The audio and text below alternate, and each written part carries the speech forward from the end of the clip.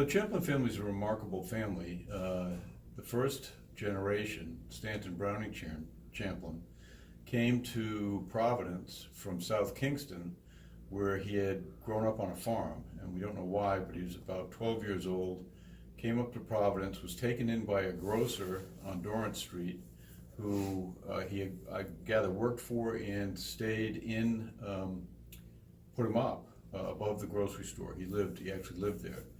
And he went on to form with his son, George Byron Champlin, Champlin Jewelry Company in 1878, which was a major jewelry company in the state and was the nucleus or the beginning of the Champlin industries that followed. George Byron Champlin had 3 children, the oldest of which was George Champlin, George S. Champlin, named after his grandfather, George Stanton Champlin. And he was really took the whole business to another level. He had companies in Canada, he had companies in New York, he had companies in Georgia, and he had a number of companies here in Rhode Island. And he managed them, oversaw them all himself from what had been the Champlin Jewelry Company on Chestnut Street in the Jewelry District. And that building is still there. And that building is in fact still there, and a couple of the other manufacturing buildings that he owned are still there too, but in different uses now. And he, somewhere in 1932, they determined they'd been giving money in, always anonymously, as far as we can understand, but without the benefit of a formal foundation. And they formed the first foundation in 1932, which, as we know, is the heart of the Depression. So we can only gather that was out of a desire to be helpful in the community, and a feeling that they wanted to share their wealth with people who were less fortunate. His goal was to leave almost all of his assets in that foundation to be merged with the other foundations and to be used for charitable purposes in perpetuity. And that's exactly what happened. He passed away in 1980, and at his death, all the assets were liquidated.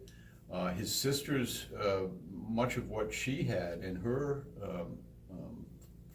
assets were also brought together in the foundations, and that's what makes up the bulk of the monies that we now have available for granting. The entire family basically is there at one point. In other words, George Byron Champlin and his wife, George S. Champlin, is there, and his sister Florence Hamilton and her husband.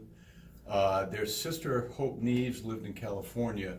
She was not as directly involved she lived in California most of her life and was really not as directly involved, although she had been instrumental in setting it up. It's $569 million that has been given in Rhode Island through the Champlin Foundations since 1932.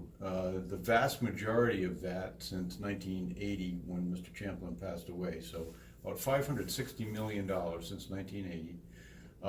And almost exclusively has stayed in Rhode Island. Land conservation, major impact on the Rhode Island landscape.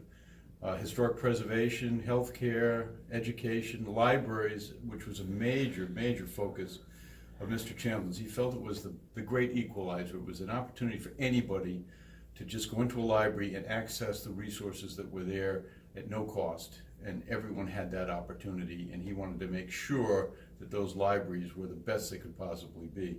And in his honor, we're still devoted to that. It's all them. I mean, they are the ones that earn the money. It's their money. We are here. We try to make the best use of it, to give it as prudently as we can. But if there's a mantra around here is, remember, it's not your money, but spend it like it is. We want to spend it carefully. We want to direct it to the things we think where the greatest needs are. But it's not our money, it's their money, and they're the ones that Rhode Island needs to thank for all that has been done with the funds they made available.